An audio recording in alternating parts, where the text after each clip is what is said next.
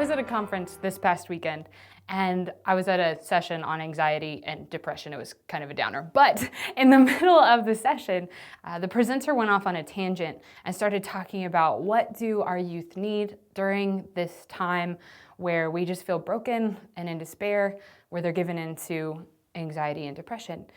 And what he said surprised me. He said they need hope. And I think that's very beautiful because that's what this second week of Advent is all about. We're supposed to be focusing on hope.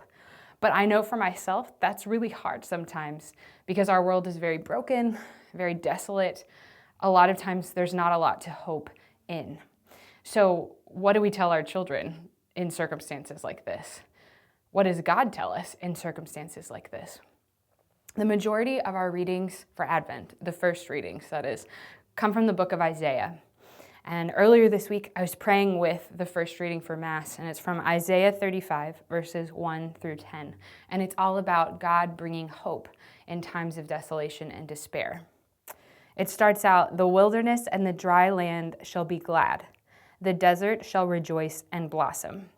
I sat with that first verse, that's actually half of the first verse. I sat with that for a long time and thought about what does a wilderness look like and how that verse completely and utterly makes no sense. I don't know if you've ever been to a desert, but they're not places full of life. They are very dry. There's not a lot of hope there because nothing's growing, nothing's made new. It might be a worthwhile thing to talk to your children about what does a wilderness look like? What do they imagine that to be like?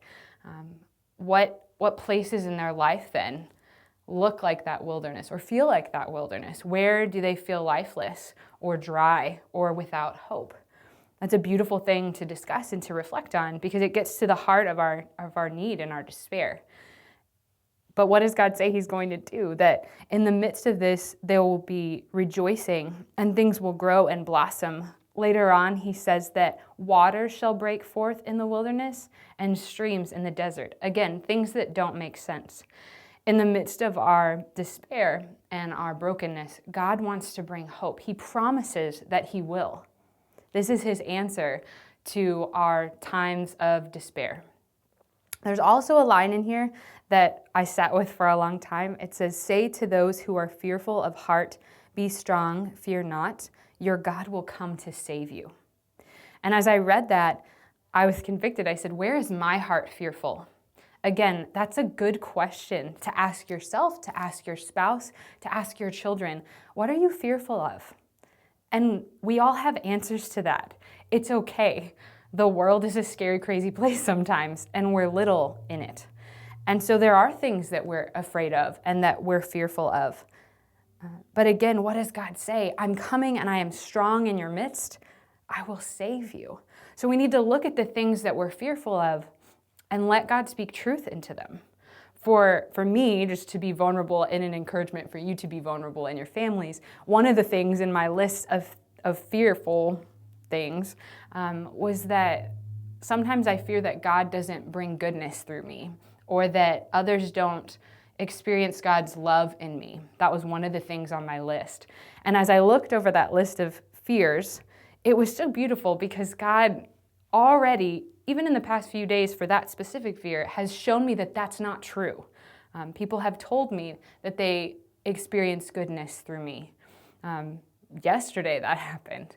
And so God wants to bring truth to these lies, but we need to acknowledge that they're there together as a family and be a place where God is able to bring hope to these fears.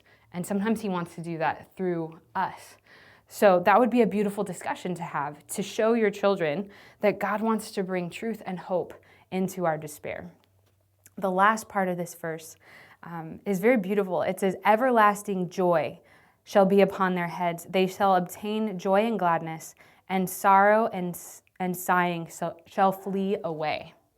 So how does this end? What happens when we have hope and we place our trust in God? It leads to joy. That's what we celebrate this coming Sunday, Gaudete Sunday. It means rejoice. Because in the midst of darkness and in the midst of trouble, God wants to bring us hope. And that hope leads to joy. Because if we look at our lives through the lens of God's love, we see that we don't have reason to fear because he is with us, carrying us in that love always. And that is truly something to rejoice over.